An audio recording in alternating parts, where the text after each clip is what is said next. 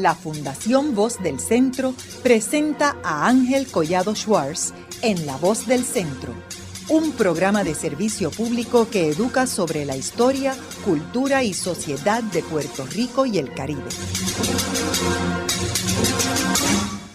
Saludos a todos. El programa de hoy está titulado Las cárceles y los presos en la Revolución de Lares. Hoy tenemos como nuestra invitada a la doctora Raquel Rosario Rivera, quien es profesora jubilada de Historia en la Universidad de Puerto Rico, del recinto de Bayamón. Correcto. Y quien es autora de un libro titulado Las cárceles y los presos de la Revolución de Lares, 23 de septiembre de 1868 al 29 de enero de 1869. Raquel, me gustaría comenzar el programa ubicando a nuestros radioescuchas en el 1868. ¿Qué estaba sucediendo en la colonia o el territorio español de Puerto Rico en el 1868? Bueno, la isla de Puerto Rico se encontraba en un periodo de despertar que estaba surgiendo pues, por los grandes intelectuales y por los hacendados que tenían poder económico, pero que estaban siendo afectados por la gran cantidad de impuestos que se les estaba imponiendo por las autoridades. No solamente era la situación de los impuestos, sino también medidas que estaban tomando de adelantar las contribuciones antes de tiempo, de poner contribuciones sobre los productos que ellos producían, y se estaban viendo afectados de tal manera que llegaron a ciertos españoles, ¿verdad?, que dedicaban a hacer préstamos para la situación que se encontraban muchos de estos hacendados y comerciantes, a poner unos intereses altísimos. Los intereses estaban sobre el 12% y en muchos casos, muchos de los documentos que se encuentran llegaban hasta el 22% de intereses.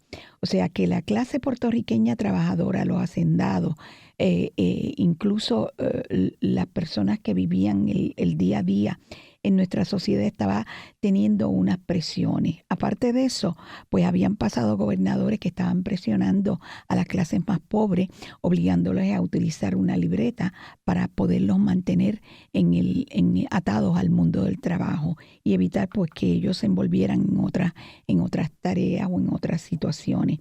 Esto tenía agobiado al pueblo porque muchas veces cometían unos abusos, haciendo acusaciones falsas, y había un disgusto desde las clases bajas hasta las clases superiores. Claro, obviamente las clases superiores, las que tienen el conocimiento, las que leen, ya tenían unos conocimientos de cómo se estaban dando los procesos revolucionarios en Europa, en todo el Caribe, y van a tratar de que Puerto Rico consiga la oportunidad de tener un gobierno propio, un gobierno autónomo. Por otro lado, también se estaba trabajando con los grupos que estaban trabajando para la abolición de la esclavitud.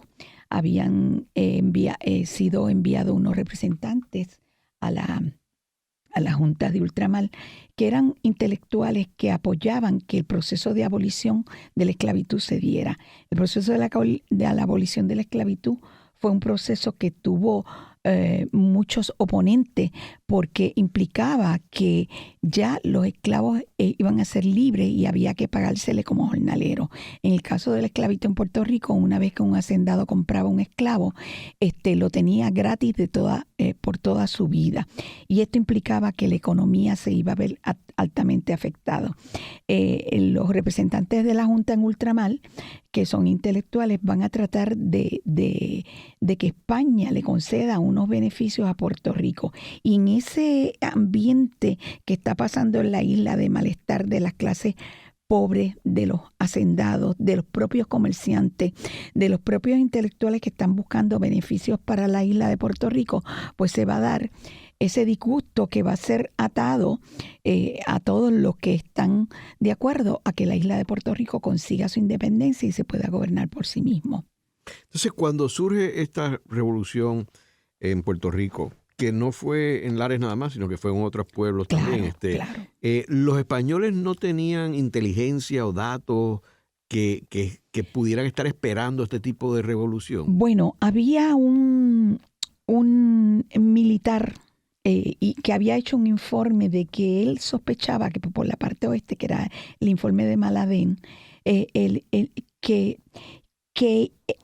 él pensaba que el área oeste, que siempre históricamente tuvo un grado de independencia, desde que Juan Ponce de León divide la isla en dos partes, la parte del Caparra, ¿no?, donde estaba el gobierno, siempre estaba vigilada, pero la parte oeste era propensa a mucha libertad, mucha independencia, había mucho contrabando, mucho comercio, y ese grado de libertad que tenían, pues lo mantuvieron en sus genes, como diría yo, y en el momento que se va a dar la independencia de Puerto Rico, es el área oeste quien va a tener eso desde tiempos, desde décadas y desde el siglo XVI, pues ese grado de independencia. Así que se va a desarrollar en el área oeste un grado de independencia.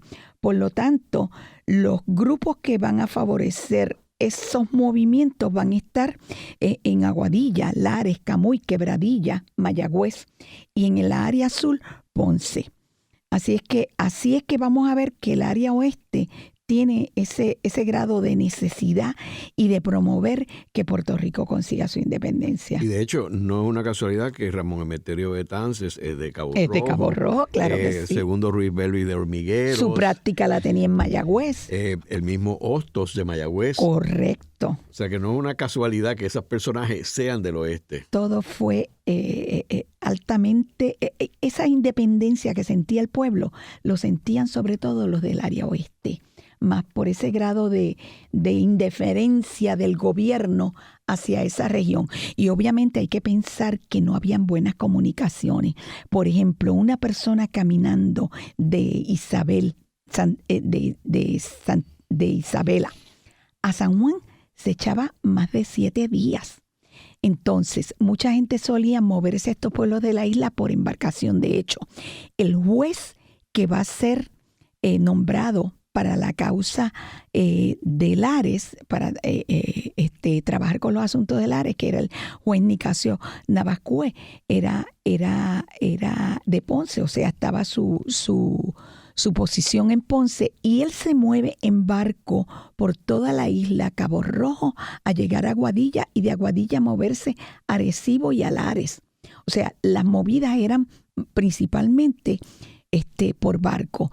Las otras movidas eran en caballo y tomaban mucho tiempo. Por eso es que los gobernadores, que eso sería un tema bien interesante para que algún historiador haga un estudio de por qué la isla quedó soslayada, esa parte oeste y sobre todo el área sur de los gobernadores, precisamente por la falta de comunicación. La ruta más común desde San Juan a Ponce era por La Piquiña y Bonito, Calle y por ahí para abajo, en unos caminos fragosos. Si usted ve los libros de Our Island and the People, usted puede ver cómo eran esos caminos tediosos y los caballos tenían que hacer cambios en ciertos lugares. En Ponce, lo que se conocía como la muda de animales, por eso es que acá hay una parte que le dicen la muda, ahí cambiaban de caballos para seguir su proceso para Ponce. Eran viajes larguísimos de semanas y de días para moverse de un lugar a otro. Ahora, Raquel, cuéntanos de las cárceles. ¿Cuál era la situación de las cárceles en el 1868? Bueno, antes de que se diera la revolución existían en todos los pueblos de la isla, las cárceles pasaban a ser lo que era la casa del rey. Si se cometía un delito, por ejemplo, en Manatí, pues las personas iban a un salón, a un cuarto que dedicaban para presos, pues para personas que cometían delitos como robo, etcétera, etcétera. Pero cuando se da la revolución del Lares, que es en el área oeste, las cárceles que existían como tal, que eran estructuras para ubicar presos de la región, una era la de Mayagüez, una era la de Aguadilla, estaba la de Lares, pero la de Lares se utiliza porque se da el suceso ahí, porque no había una cárcel como tal, sino que era la casa alcaldía o la casa del rey que se convertía en cárcel. Y la cárcel de Arecibo, que sí existía la cárcel de Arecibo para la región. Así es que, y la de Ponce, obviamente, la de Ponce también, todo el mundo puede pensar que cuando se da la revolución del Lares, la cárcel de Ponce, había una cárcel en el Ponce. No, era la casa alcaldía, donde tenían unos cuartos, donde tenían unos calabozos para ubicar a los presos cuando cometían faltas. O sea que no habían edificios dedicados a tener prisioneros, sino que era parte de la... Bueno, sí los había. Aguadilla tenía cárcel, Arecibo tenía cárcel y Mayagüez tenía cárcel, en términos de lo que yo he podido estudiar. Ponce no tenía cárcel en sí, la cárcel era la casa alcaldía, pero sí había estructura en Arecibo, que el edificio que usted ve cuando pasa por la número 2 de Arecibo, esa cárcel todavía es la que se utilizó en el siglo XIX. La de Aguadilla era un piso, se había construido 10 años antes de la Revolución, tenía 4 pisos y ya no existe. Y la de Mayagüez era una cárcel que en el momento que se da la Revolución, si usted me hace la pregunta, ¿sabían los españoles que se iba a dar? Malavén había hecho un informe sobre la posible levantamiento de los puertorriqueños, pero no lo sabían, porque en el momento que se da la Revolución del Ares, la cárcel de Mayagüez, el 17 de julio de 1868 le empiezan a reconstruir y solamente había espacio para unos 80 presos y todas las demás estructuras dentro de la cárcel estaban poniéndoles ventanas, poniéndoles rejas. Si los españoles supieran que iba a darse la revolución, no hubiesen puesto a reconstruir la cárcel el 17 de julio de 1868. Entonces, ¿cuántos presos había en cada una de estas cárceles más o menos? Bueno, por lo general en Aguadilla, en Mayagüez habían 80 cuando se va a dar la revolución, pero no pueden meter más porque había hacinamiento y estaba en construcción. La de Lares era un edificio de 2 pisos que tenía unas habitaciones que ahí van a ubicar presos temporeramente, que pueden estar 3 días, 4 días, y que los van a ir transfiriendo a las cárceles principales. ¿Cuáles van a ser las cárceles principales? Aguadilla. Aguadilla tenía una cárcel de 4 pisos, pero la capacidad que tenía Aguadilla, oiga bien, eran de 80 presos. Cuando se da la revolución, llegaron a meter en la cárcel de Aguadilla 440 y tanto de presos. Tengo el número por ahí, pero ahora 440 presos llegaron a meter en Aguadilla. Era un hacinamiento tal que trajo unas consecuencias de salubridad. La cárcel de Arecibo pasaba lo mismo, 80 presos de capacidad y llegaron a meter 185 presos. ¿Y qué pasa? Si usted dice, la cárcel de Aguadilla tenía una capacidad de 80 presos, pero metieron 440, ¿cómo sobrevivieron? Había nada más que 2 letrinas para todos esos presos. Y esos presos los metían en unos cuartos hacinados. Pero de tal manera que en la cárcel de Aguadilla se provocó una epidemia. Una epidemia porque los presos que metían allí los metieron porque no tenían dónde meterlo. ¿Qué es lo que pasa con la cárcel de Aguadilla? El juez Nicasio Navascuez sabía que había demasiados presos para las cárceles y comentó, dice, porque en ninguno de estos puntos hay capacidad para contener tanto preso. ¿Qué pasó? Como resultado de tanto hacinamiento, el 24 de noviembre, 2 meses después de la Revolución del Ares, tenemos que pensar que la Revolución del Ares se da en el 23 de septiembre, ya el 24 estaban tomando gente presa y la amnistía no se da hasta el 28 de febrero, se concede el 25, pero no se da hasta el 28 de enero. Por lo tanto, estamos hablando que estuvieron casi 5 meses en esas cárceles. Pero en el caso de la cárcel de Aguadilla, comenzó la primera muerte por tifus o vómito negro el 24 de noviembre. Al haber tanto preso ahí, el director, el juez Nicasio Navascuez se asustó y le escribió al gobernador y le dijo, estas cárceles no caben gente, necesito más cárceles. Y comienzan a rentar casas en los distintos pueblos. Por ejemplo, en Aguadilla y en Arecibo tuvieron que rentar casas. Por ejemplo, en la cárcel de Aguadilla se tuvieron que rentar tres casas más. Estaba la Casa del Rey, que le decían la cárcel de la plaza, o sea, que era la cárcel donde habitualmente una persona cometía un delito, lo metían en la cárcel del Rey, en la Casa del Rey. Pues tuvieron que utilizar, como existía la cárcel de Aguadilla, tuvieron que utilizar nuevamente la cárcel de la plaza, o lo que se conocía la Casa del Rey. Por eso es que le decían la cárcel de la plaza, porque todas los ayuntamientos o las alcaldías siempre estaban frente a la plaza. Entonces fue la cárcel de la plaza, tuvieron que rentar una casa cerca de la cárcel de la plaza que se llamaba la Casa de Blas Castro. También otra casa, la Casa Salarín, y otra casa, la Casa de El Camino Nuevo. Eso fue en Aguadilla. En Arecibo, pues existía también la Casa de Alcaldía, pero también existía lo que se conocía como la Real Cárcel.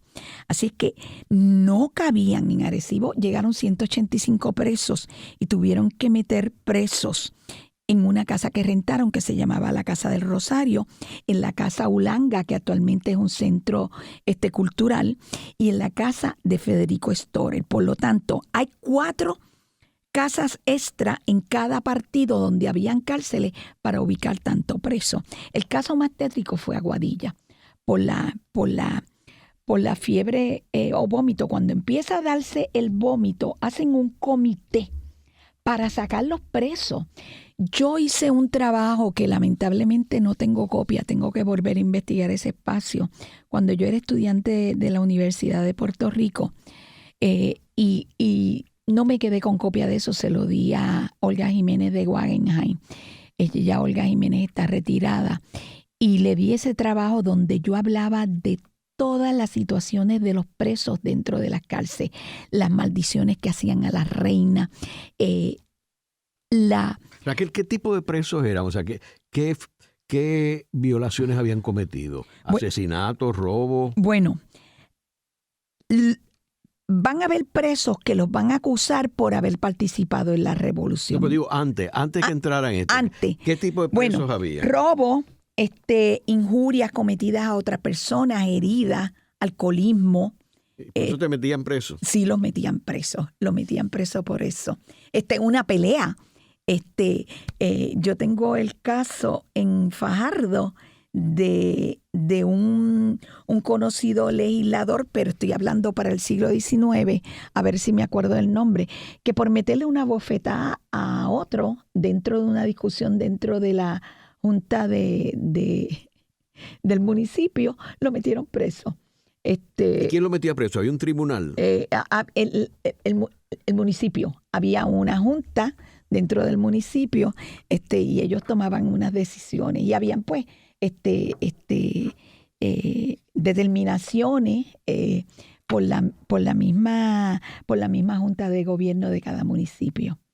Ellos eran los que tenían la autoridad y claro, entonces la policía ejecutaba lo que dictaba el alcalde o el municipio, que violaran decretos. Y no era apelable. No, los abogados eran los que lo sacaban, pues buscaban a una persona que pudiera sacarlo, daban una fianza y lo sacaban. Sí. ¿Y había pena de muerte entre los presos? ¿Había gente condenada a morir?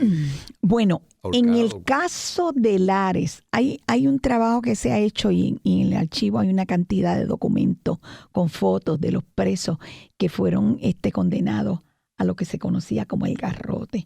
El garrote fue un instrumento que se usó desde tiempos medievales antiguos, como si fuera un palo donde le caían a la persona. Pero en el momento que se da, siglo XIX España, el garrote era un instrumento porque van a haber 7 presidiarios, 7 de los presos de Lares que van a ser condenados al garrote y que es nombrado como garrote vil. Era una especie de sillita, si usted ve ahí en el libro, hay una portada, que se le ponía un agarre de metal tipo torniquete. La persona se sentaba así y por detrás le iban apretando el torniquete hasta que cometía la asfixia. Esa foto es muy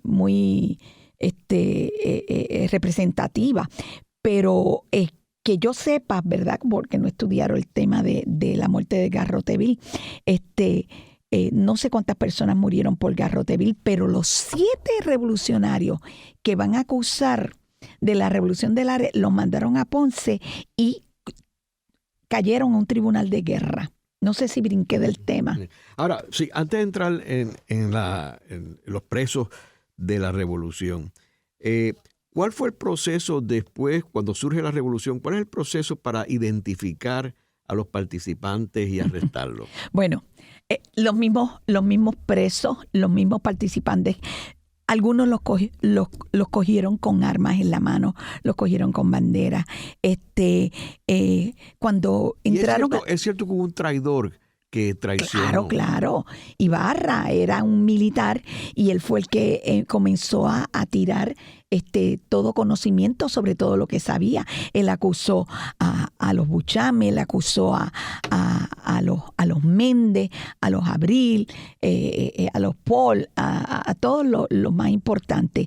Y entre ellos, lo que pasa es que el juez Nicasio Navascué se movió de Aguadilla a ser inquisitivas. ¿Qué era la inquisitiva? Interrogatorio. Entonces cogía a una persona y le decía, ven acá, ¿qué pasó? ¿Tú estuviste allá?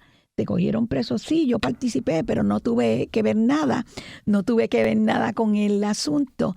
Pero le decía, sí, pero fulano de tal decía que usted estuvo allí.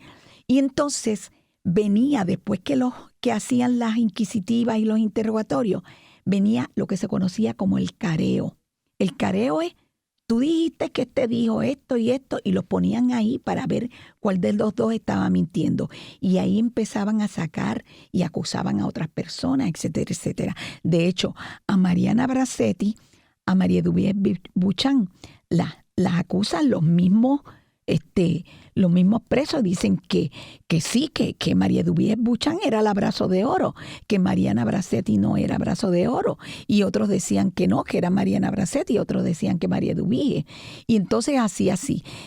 En el caso de Mariana Bracetti, que la cogieron con las manos en la masa, le cogieron un baúl con unas claves de los presos, pues los cogían con pistolas, con banderas, cuando se metían en la casa, como por ejemplo Manuel María González, cuando se metieron en la casa del sector Palomar, del barrio Ciénaga, porque dicen que era el barrio Palomar, no existe un barrio Palomar, era el barrio Ciénaga, sector Palomar.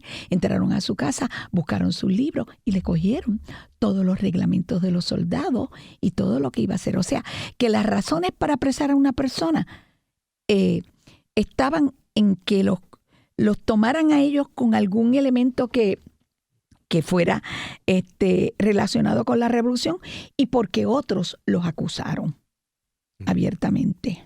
Ahora, entonces, una vez comienzan los arrestos, ¿qué periodo dura, qué tiempo duran estos arrestos? Bueno, los arrestos comenzaron desde 2 días después de la Revolución de Lares. El 25-26.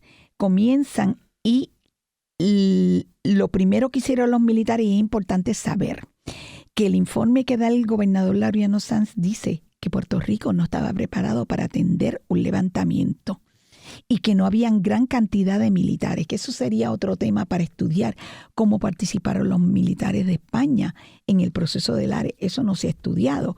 Yo, por ejemplo, puedo saber que desde Mayagüez enviaron a través de las Marías para llegar a Lares un contingente de 8 soldados nada más montados a caballo, que se tardaron 2 días en llegar a Lares. Y entonces ahí comienza. ¿Qué pasa? Cuando se da el levantamiento del Pepino, también vinieron fuerzas de Moca. Y ahí comenzó un tiroteo. Y algunos de esos militares, acusados por otros, por gente del pueblo, por gente de la misma revolución, fueron tomando presos. Y así uno los va llevando a otro, hasta que los van agarrando a todos. Otros fueron perseguidos por los montes, fueron tiroteados, masacrados. Por ejemplo, una de las muertes más feas que tuvo la revolución fue el acribillamiento que le dieron a Baurén, a Matías Brugman y a Baldomero Baurén. Fue terrible. Le volaron los sesos, etcétera. ¿En dónde? ¿En la casa? No, en un barrio de adjuntas frente a una palma. O sea que en realidad ellos estuvieron arrestando y matando gente. Y matando y persiguiendo. Francisco, ¿Se sabe cuánta gente murió en la revolución? 90. Bueno, espérese, vamos a ver. En la revolución estuvo Venancio Román, Manolo el Leñero estuvo herido, y otra persona que hirieron. En términos del levantamiento por la Revolución de Lares, fueron pocos los muertos. Lo que trajo más muertos de la revolución fue el vómito negro por la mala higiene, que podemos hablar de la ropa y de la situación de los presos. Haremos una breve pausa, pero antes los invitamos a adquirir el libro Voces de la Cultura, con 25 entrevistas transmitidas en La Voz del Centro. Procúrelo en su librería favorita o en nuestro portal.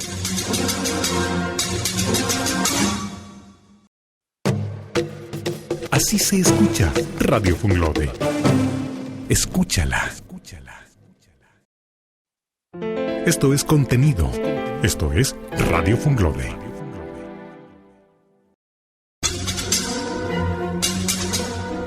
Continuamos con la parte final de La Voz del Centro con Ángel Collado Schwartz. Pueden enviarnos sus comentarios a través de nuestro portal www.vozdelcentro.org. Continuamos con el programa de hoy titulado Las cárceles y los presos en la Revolución de Lares. Hoy con nuestra invitada, la doctora Raquel Rosario Rivera, una historiadora jubilada de la Universidad de Puerto Rico, del recinto de Bayamón. En el segmento anterior estuvimos hablando sobre lo que sucedía en Puerto Rico en el 1868 y hablamos de las cárceles principales que habían en Puerto Rico y cómo las mismas fueron afectadas a raíz de la Revolución de Lares, que se sobrepoblaron todas estas cárceles. Ahora, Raquel, me gustaría, para beneficio de nuestros radioescuchas, que le contaras cuál fue el procedimiento de la Revolución de Lares. O sea, ¿qué fue lo que sucedió? Ellos fueron a la alcaldía, ¿en qué consistió? Y sabemos que no fue en Lares nada más, sino que fue una serie de pueblos de Puerto Rico. Bueno, la Revolución de Lares se estaba planificando mucho tiempo. Se crearon unos comités, unas juntas en cada pueblo, y estas juntas tenían unos miembros, ¿verdad?, que tenían que hacer unos juramentos. Esos miembros iban a participar cuando se determinara qué fecha iba a ser la revolución. La revolución estaba pautada para celebrarse el 29 de septiembre. El 29 de septiembre era un día de asueto para los esclavos, donde ellos presentaban fiestas al alcalde en San Miguel y hacían fiestas de bomba, etcétera, etcétera. ¿Por qué utilizan esa fecha? Porque al ser un día de asueto, uno de los elementos dentro de los propósitos de la revolución era conseguir la abolición de la esclavitud. ¿Qué ocurre? Que ese día era la fecha determinada. ¿Por qué se da la revolución el 23 de septiembre? Pues porque fortuitamente hay dos revolucionarios en un camino a Camuy que están hablando a caballo, y un sobrino de un militar, Carlos Martínez, escucha lo que están hablando, y están hablando del levantamiento, etcétera, etcétera, de que se va a dar el día 29, y este señor delata a los militares de que va a haber un levantamiento de la revolución. Al dar ese levantamiento y haber dado nombres, se mueven hacia Camuy, hacia el sector, el barrio Ciénaga, sector Palomar, donde es la casa de Manuel María González, que era el jefe o cabecilla del Lanzador del Norte, que era la Junta de Camuy. Cuando entran a su casa encuentran todos los documentos. Se desesperan algunos revolucionarios, sobre todo un hermano que él tenía de madre, y mandan aviso corriendo a caballo a Manuel Rojas, que era uno de los grandes dirigentes de la Junta Centro Bravo de Lares. Cuando se enteran ahí de que han tomado preso a Manuel María González, eso está ocurriendo el día 22, se reúnen todos deprisa, Matías Brugman, los Buchan, los Santana, etcétera, los Méndez, se reúnen y dicen que hay que adelantar la revolución. Y ahí es que deciden adelantarla para el día 23. Por lo tanto, esto va a ser nefasto para los revolucionarios. ¿Por qué razón? Porque al adelantar la revolución, muchas de las juntas, habían juntas en Cabo Rojo, en Mayagüez, en Aguadilla, en Arecibo, Camuy, ¿verdad? Se cree que habían juntas en Vega Baja, en Morovis, y llegan a decir que habían juntas en todos los pueblos. Incluso había gente participando de la revolución que era de Vieques, y habían gente de Fajardo. O sea, que el movimiento revolucionario se estaba regado por toda la isla. Pero ¿qué pasa? Al precipitarse el 23, solamente se enteran los pueblos que pudieron enviar caballos, ¿verdad? Es interesante ver la cantidad de animales que fueron sofocados, corriendo inmensas millas y kilómetros para dar aviso a Camuy, a Mayagüez, a Lares, sobre que la revolución se había precipitado y que iban a salir el 23 de septiembre desde la casa de Manuel Rojas. ¿Y tenían las armas? Tenían las armas. Habían armas escondidas en Camuy, por ejemplo, las que tomaron con la bandera que era José Hernández, quien fue, que lo tomaron preso y él llevó a los militares a que sacaran esas armas. Tenían armas. Habían armas también en Las Marías, Bruckman, y las armas personales que tenían cada uno de los revolucionarios. ¿Y qué hicieron ellos? ¿Fueron a la alcaldía? Fueron a la casa de Manuel Rojas. Allí se hizo un rancho esperando que llegaran gente desde Las Marías, de Matías Bruckman, que llegaran de Maricao, que llegaran de los pueblos limítrofes. ¿Y qué hicieron Entonces ellos? Se reúnen, hacen un rancho, las mujeres sirvieron café, comida para todos los revolucionarios. Los esclavos iban todos a participaron sobre 30 y pico de esclavos porque le iban a dar la libertad, y también muchos de los hacendados obligaron a sus jornaleros a que participaran. De ahí salieron hacia llegar a la medianoche a Lares, a la casa alcaldía. Entraron a la casa alcaldía, obligaron al cura a que hiciera un te deum. Él lo hace medio corto, no lo hace como debe ser, para no quedar mal con la iglesia y porque lo estaban obligando. Entran todos los revolucionarios, toman la casa alcaldía y proclaman el gobierno provisional, el gobierno de la República. Tumban el cuadro de la reina Isabel II, ponen la bandera de Lares, tiran tiros por el pueblo, Puerto Rico libre, viva la República, etcétera, etcétera. Y están en Lares hasta que hacen el gobierno provisional. Y el gobierno provisional lo ejecutan, y sale entonces Manuel Rojas con otros revolucionarios hacia el Pepino en la madrugada de el 24. Como a las 6 de la mañana, 7, salió Manuel Rojas para el Pepino. Y sale con unos 200 hombres, no mucho. Y llegan al Pepino y allí van a disparar tiros. Pero en eso ya las fuerzas de Moca, de la policía, que eran como 8 o 12, entran al pueblo. Hay un tiroteo. Ahí es que viene la desorganización, porque todos se desparraman para los montes, unos cogieron para acá. O sea, la revolución como fue tan precipitada, no hubo organización, no hubo un plan B, que era lo que iba a pasar. Bueno, Manuel Rojas se proclamó general de la República. ¿Dónde estaban las armas que iba a traer Betance desde San Tomás? ¿Dónde estaban las armas y los hombres que iban a venir desde Santo Domingo? No llegaron, nada. Todo estaba planificado para un día posterior, pero al precipitarse no tienen nada. Estos soldados fueron como los soldados que hablaron de la guerra de Estados Unidos, Minutemen, hombres al minuto, que pasaron. Imagínense, ellos iban con machetes, la gran mayoría de ellos. Los únicos que tenían caballo y tenían pistola y alguno que otro tenía rifle eran los hacendados, pero los demás a pelear contra un ejército que, aunque fuera poco más, estaba preparado con fusiles, y ellos tenían machetes, otros con palos, otros con dagas, otros con pistola, y eran las menos porque las armas de la revolución no llegaron a tiempo para darse. Por ser precipitados, no tuvieron los elementos, no tuvieron las armas, no tuvieron los hombres, no hubo una coordinación de ataque adecuado. Y todo salió de la cabeza ahí de los dirigentes.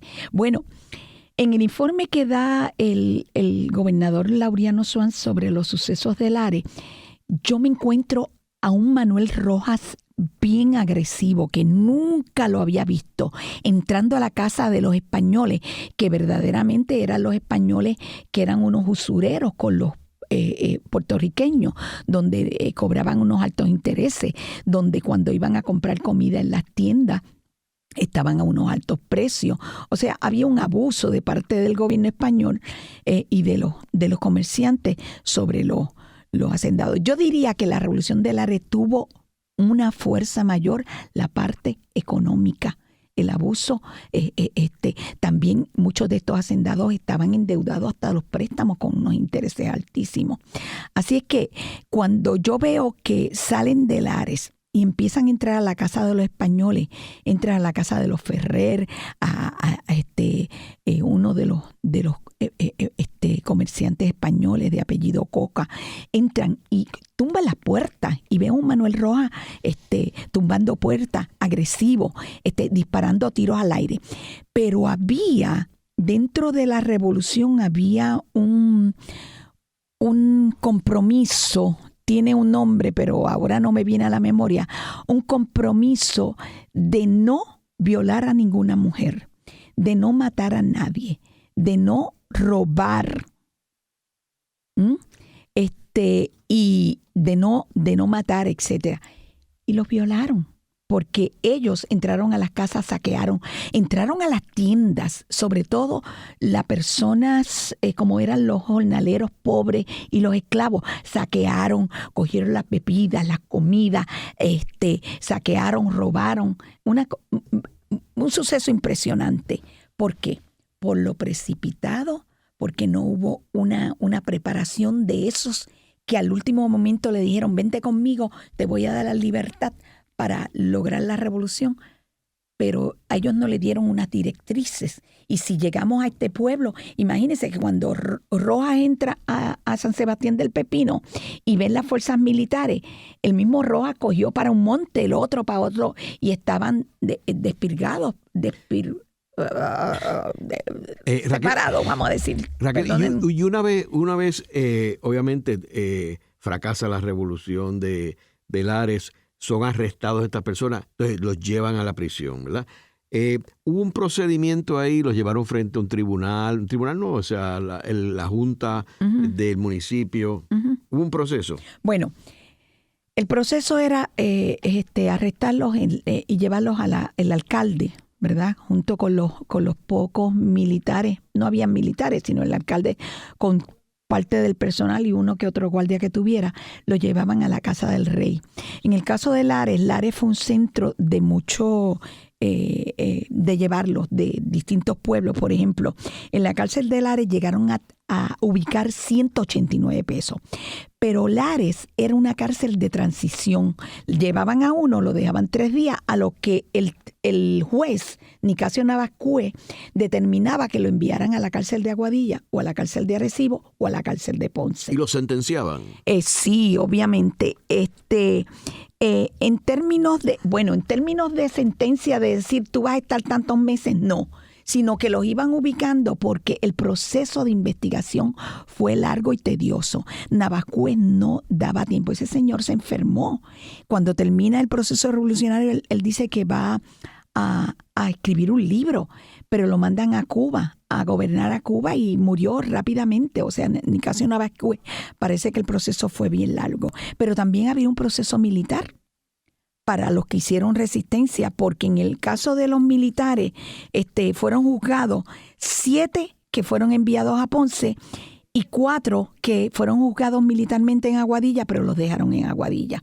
Los más terribles, que fueron los dirigentes, los enviaron a Ponce, y esos los acusaron de garrote vil, Después le van a dar, el 27 de noviembre, le cambian la sentencia, le conmutan la sentencia y los mandan a 10 años de cárcel. Estos fueron, para mencionarlo, Manuel Rojas, que era el general de la Revolución, Rodolfo Echevarría, Andrés Paul, Leoncio Rivera, Balbino Tolaza, Pedro II García, Clodomiro Euclides Ablil. ¿Y por qué los sentenciaron?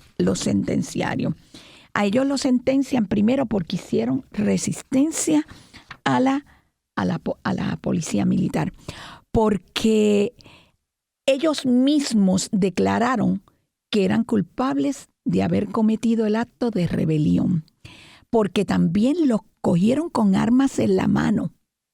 ¿Ve? Y se hace un proceso militar. Ese proceso militar, por ejemplo, si me permite un momentito, le voy a leer rápidamente porque fueron juzgados. Y fueron juzgados por lo siguiente. Dice que, perdóneme un momentito, fueron juzgados por militarmente por esos puntos. Iba a leerle algo, pero no lo tengo a mano ahora. Así es que esos fueron los que fueron llevados a Ponce. Manuel Rojas, Rodolfo Echevarría, Andrés Paul, Leoncio Rivera, Balbino Tolaza, Pedro II García y Clodomiro. Los llevaron el 17 de noviembre ante un consejo de guerra frente al coronel Antonio Valera y Arellano. De ahí la sentencia fue para los 7 garrote vil. Los tuvieron así y hubo una protesta del público en San Sebastián y las mujeres protestando para que el gobernador les le conmutara la sentencia. Y el 27 de noviembre, prácticamente 10 días después, cambian la sentencia y le dan 10 años de cárcel para enviarlos en un presidio a la península. Y esto es bien penoso, porque en la península los presos que iban a las cárceles, si no tenían familia que pagaran los alimentos de los presos, morían por inanición. Como le pasó al hermano de María las Mercedes Barbudo, lo enviaron a una cárcel en Cádiz y él murió por inanición. No tenían quien le pagara los alimentos. De hecho, en la cárcel de la Revolución de Lares, en el proceso de la Revolución de Lares, los presos fueron alimentados. Habían una cantidad de presos que fueron alimentados por el mismo gobierno, porque los que no eran alimentados, ¿y quiénes eran los alimentados? Los pobres, los esclavos, los que no tenía nadie que fueran allá a darle alimento. Por ejemplo, uno de los que le dieron, por ejemplo, en la cárcel de la plaza de la Casa Alcaldía de Aguadilla, habían 60 presos. En la cárcel de la plaza, estamos hablando que habían distintas cárceles, ¿verdad? Estaba la cárcel real, estaba la cárcel de la plaza, la de Blas Castro, la Casa Salarín y la del Camino Nuevo. Los que metieron en la Casa Alcaldía, que dejaron 60, los demás fueron mandados a la cárcel, 40 se les pagaba alimento. En la cárcel de Blas Castro habían 52 presos y 16, yo diría que 8 y 5 son 13, 29, casi 30 le tuvieron que dar alimento. Pero no solamente le daban alimentos, le tuvieron que dar ropa. Usted sabe lo que es que los entraron el 24 de septiembre, a muchos de ellos, tal vez uno el 2 de septiembre, y llevaron 3 meses sin cambiarse de ropa, sin bañarse. Entonces, por eso es que la epidemia del tifus evoluciona. Mire, por ejemplo, en la casa de Salarín tuvieron que darle ropa a 40 presos. Y así sucesivamente. En Arecibo se le daba ropa a los presos, etcétera. Y estamos hablando de que eran presos hacinados. Al haber ese hacinamiento, no poderse bañar, no cambiar ropa, comenzaron enfermedades de la piel, de tal manera que muchos de los médicos le pedían al gobierno que los dejaran ir a la playa a bañarse para ver si la agua de sal podía mejorar sus condiciones de la piel. Habían presos que el vómito negro, lo que se conocía el tifus fue una epidemia que fue inevitable en esta revolución por esa condición. El tifus negro, y me gustaría leer aquí, ¿verdad?, lo que aparece. Dice que esa enfermedad es causada por el virus de la fiebre amarilla, que da inicialmente con hemorragia y provoca eventualmente la muerte. Entre los síntomas desarrolla una ictericia en la piel, se ponen como amarillosos. De ahí el nombre que le dieran fiebre amarilla. También se conoce como vómito negro porque empezaban una hemorragia por el tracto gastrointestinal que al ser expulsadas, ¿verdad?, eran de color negro. Por eso le decían el vómito negro. Así es ¿Y que qué pasó terrible con estos presos que decidieron enviarlos a la península? Bueno, da la casualidad que cuando ya iban a ser montados al barco para ir a la península, llegó la amnistía y tuvieron que retornar. Yo leí... ¿De qué consistió la amnistía? La amnistía ¿Fue el gobernador? No, la amnistía se da el 25, el gobernador, pero parece que vino por instrucciones de la reina. Entonces, se da el 25 y no viene a ser notificada el 28, 29 de enero, se da el 25 de enero.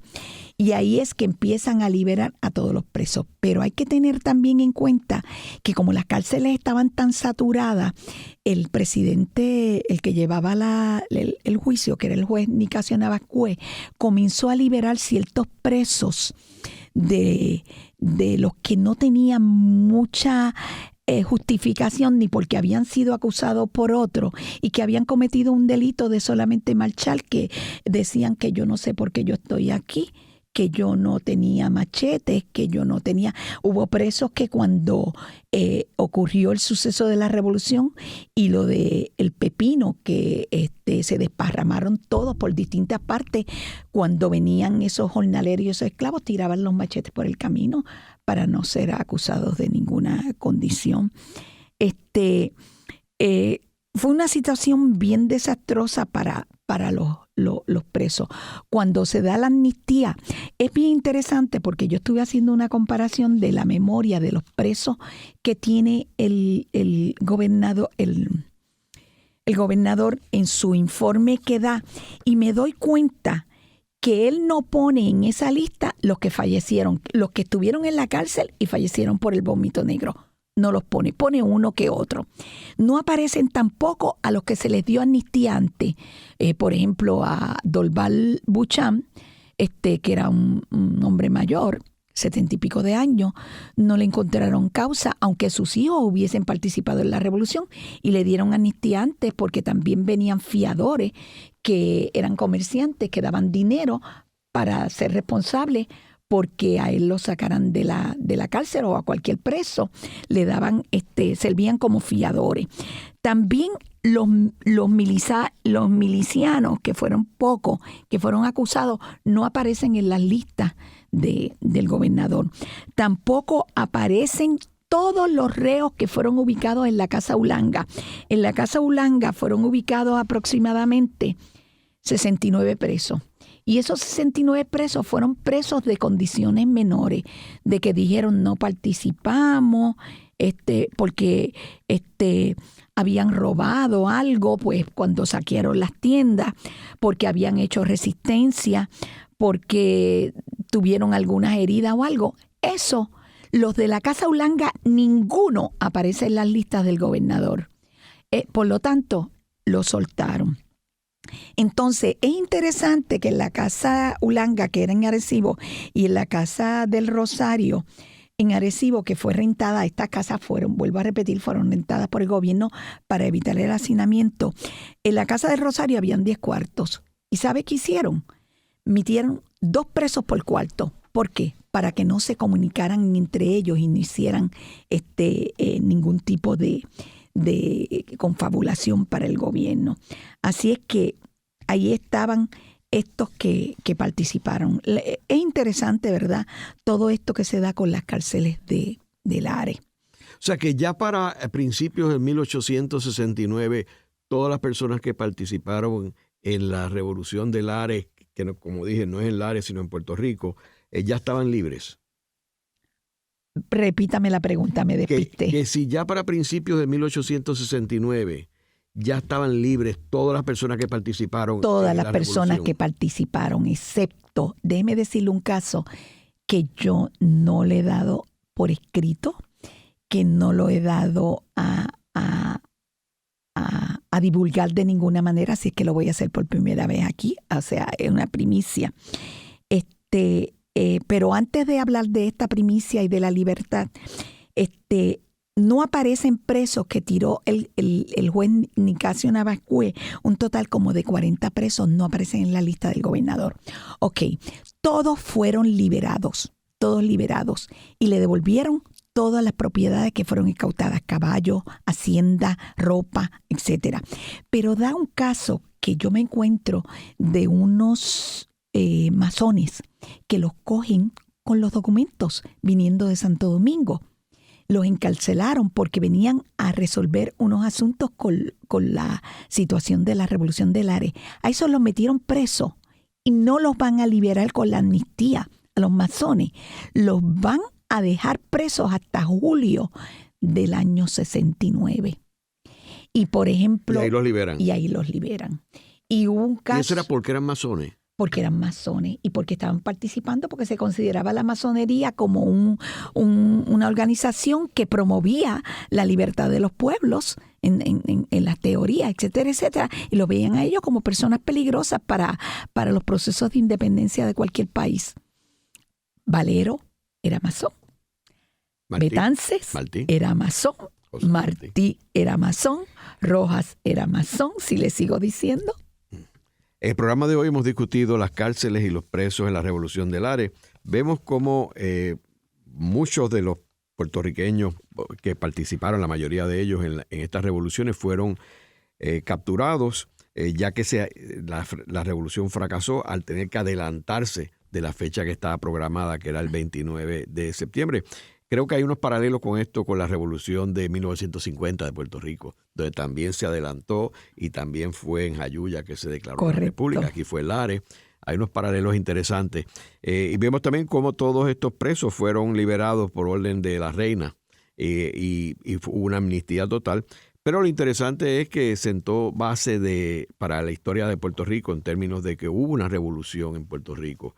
Y segundo, que esta fue la antesala de la abolición de la esclavitud. Totalmente. Porque como los esclavos participaron, pues hubo una ley aprobada en el 22 de marzo de 1873 por la Asamblea Nacional de España que dejó en libertad aproximadamente a 30,000 personas esclavizadas que vivían en Puerto Rico.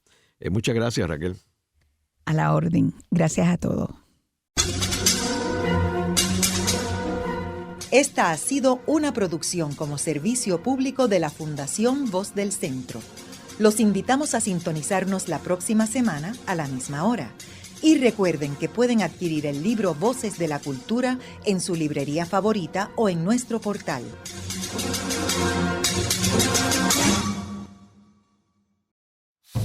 La cultura, el conocimiento. Radio Funglode.